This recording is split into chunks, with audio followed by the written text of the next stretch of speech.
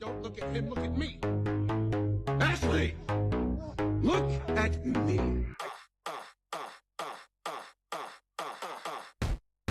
Ashley, look at me. Ashley, look at me. Hey guys, we are about to get into this look. We are doing some duck nails. This is our first time doing duck nails. I honestly was confused about the shape, but we did. You see what we did, so we're just going to do a tutorial on how we achieve this look. Just starting off by creating our own duck tips or extended duck tips. So we used some press-on tips that we had already, full cover tips, and then I also bought these little flared duck tips from Temu. They were pretty cheap, like $1 or so on Temu. So I bought them, and then I just attached them to make them longer since we were going for a longer design.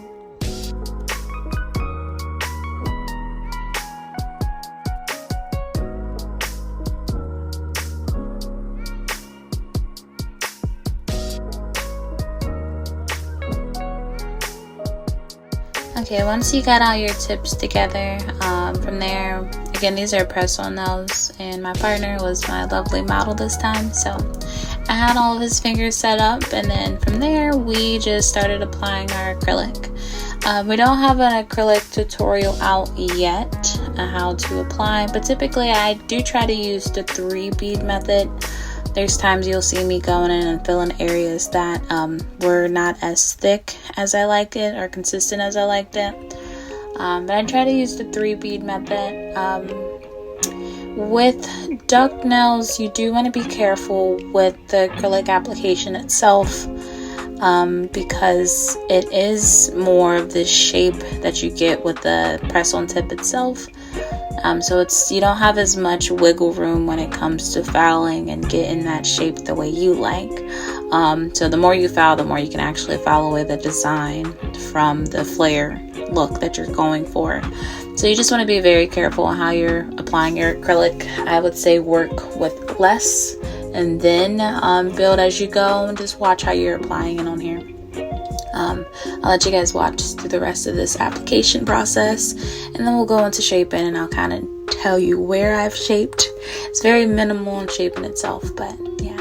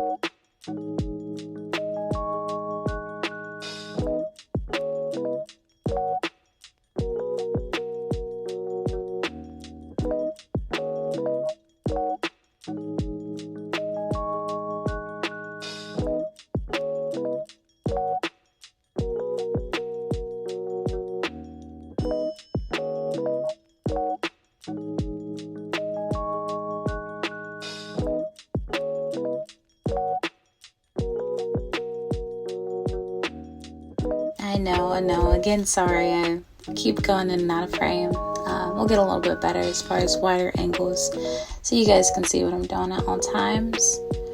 But again, your application is key to this entire process. Just be very careful with the application itself because you don't have much wiggle when it comes to filing. So here you'll see me start in that filing process. Again, these are little press-on tips, so they are pretty easy to pop off. So you just want to be careful with your pressure that you have with those adhesive tabs. They actually help me shape it a little bit more. But if you can't take it off your client's fingers like I was doing, just be very careful. I think your best bet is an E-file on very low speeds, because you're able to go with the curve of the nail itself.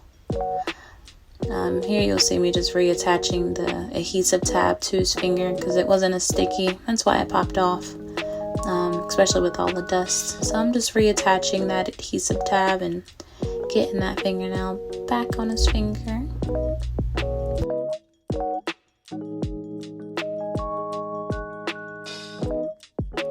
The primary areas you'll see me shape is going to be across the top of the nail itself. And then I also did little areas at the bottom of the nail, just to get the end of the duck nail into.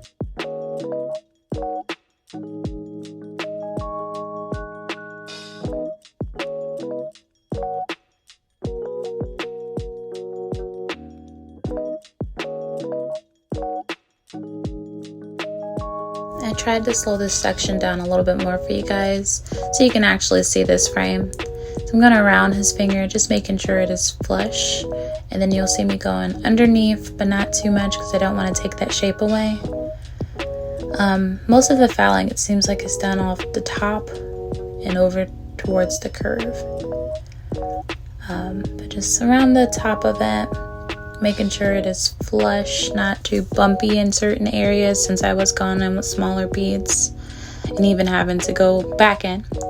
But I believe the main thing you want to really get crispy is just the end where the duck falls off itself. So you'll see me file through the rest of these, and then I'll also go in and buff them as well just to make sure that the polish is going on correctly. And yeah.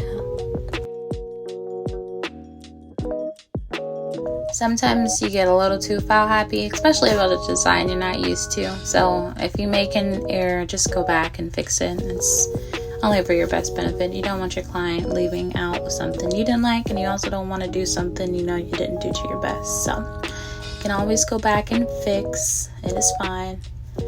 Fill in where you need to.